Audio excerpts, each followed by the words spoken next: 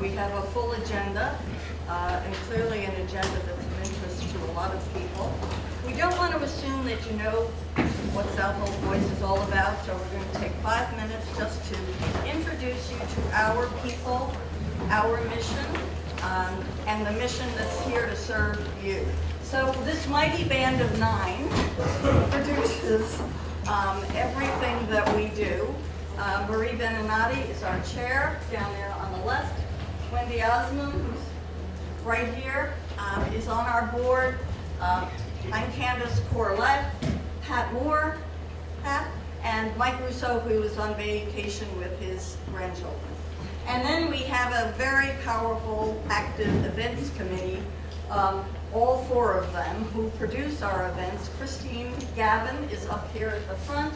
Gloria Brucock's on vacation. Kim and Retson is managing lights right now, and Vivian Sue. So it's this small group of 9 that is sort of helping live the mission of Southold Voice. We are a not-for-profit organization, so all the money that you contribute through your memberships goes right into maintaining our website, providing coffee and bagels when you come to a meeting, publicizing our meetings. We promote awareness of issues affecting shoreline and marine resources, and proactively advocate a balance between regulatory issues and property rights for the benefit of the community. And here's how we've been doing that for 12 years now. The focus is on advocating the balance between regulatory issues and property rights.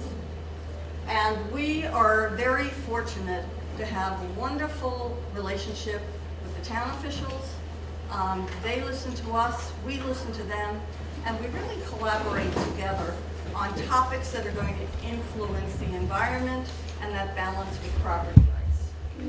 We connect to county, state, and federal officials. As you will see today, we have representatives from the state, the Board of Health, and Congressman Zeldin is coming. We collaborate with local organizations. So when we see issues that affect property rights or the waterfront property, what better partner could you have than the Cornell Cooperative Extension or the Peconic Estuary for protecting the water? We were very involved and still are with the Helicopter Noise Steering Commission.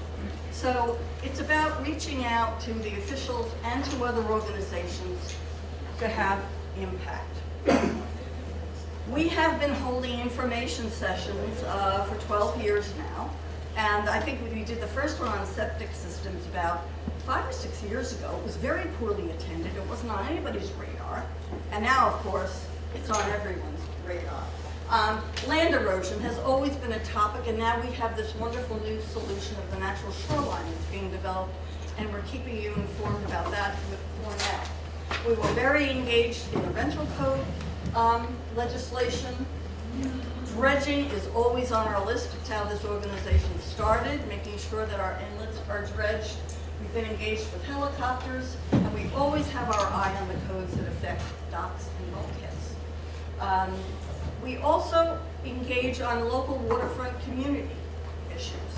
We were part of the team that helped Hasharama Cove, and now we've been pretty engaged with the Goldsmith Inlet in terms of advocating for solutions for their problems. So that's how we live our mission. We know how to party. Some of you may have been at our parties. We do a lot of vineyard picnics. And to celebrate our 10th anniversary, we've had a very successful casino night. Were any of you at casino night?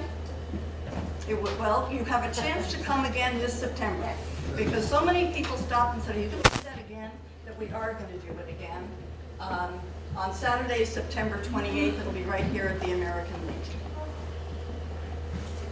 So we ask you to become a family member. Family membership is $50 a year.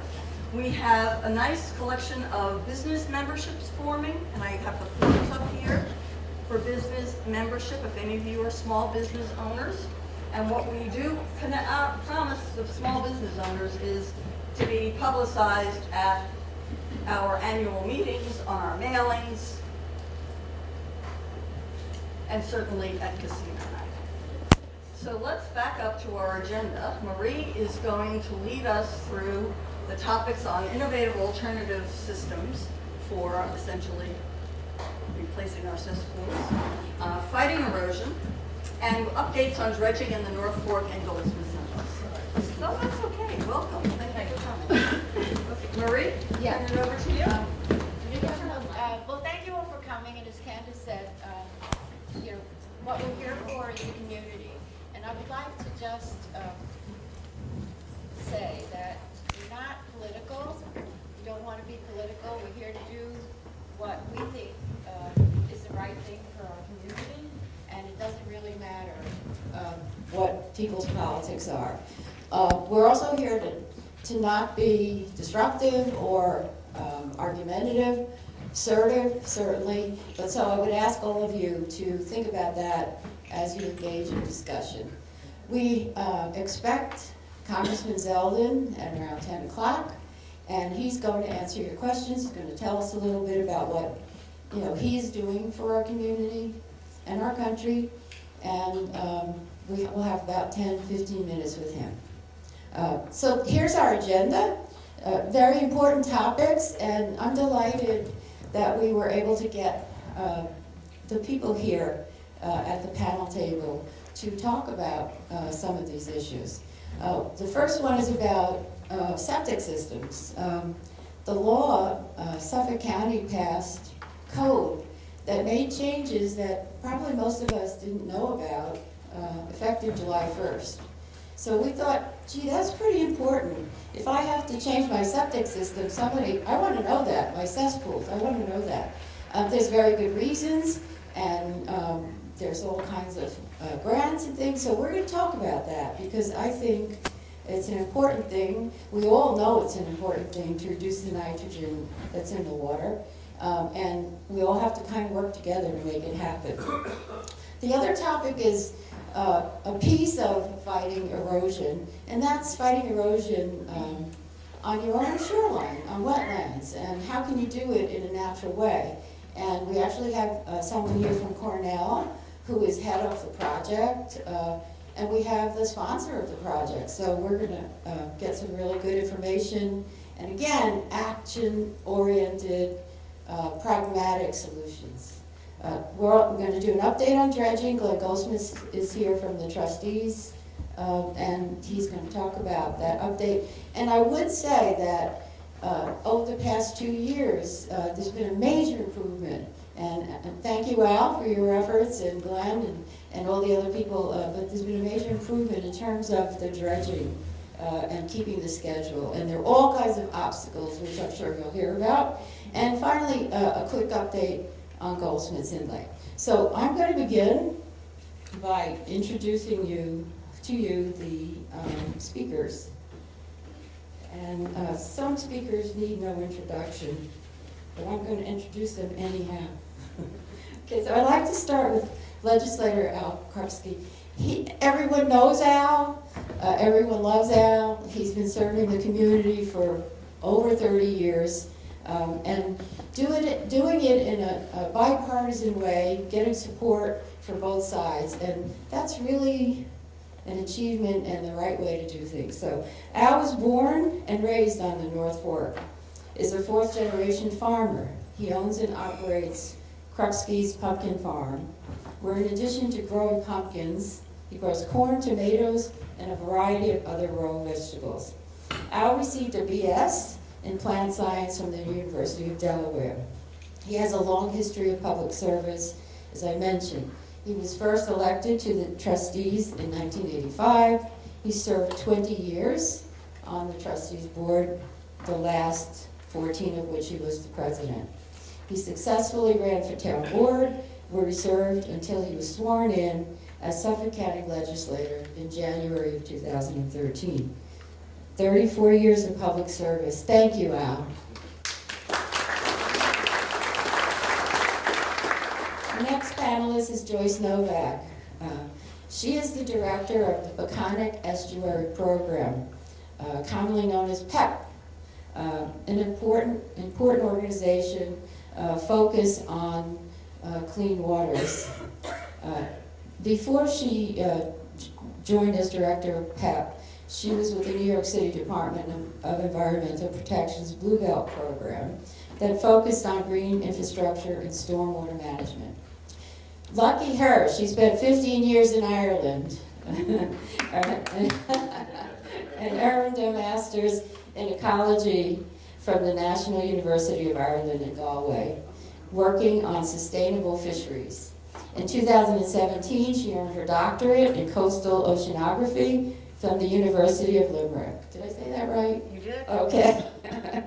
As PEP director, she oversees projects that address wetlands and water quality. And she'll tell you, but I want to tell you, she's done something wonderful for the South, for here and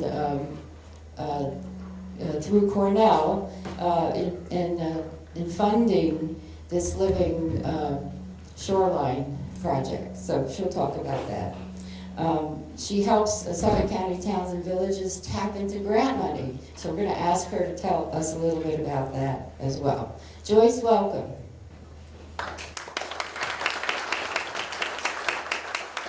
Our next panelist is Glenn Goldsmith. He's the Southold Town trustee.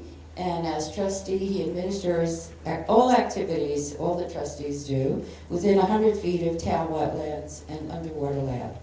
He's also responsible for coordinating the town's dredging activities.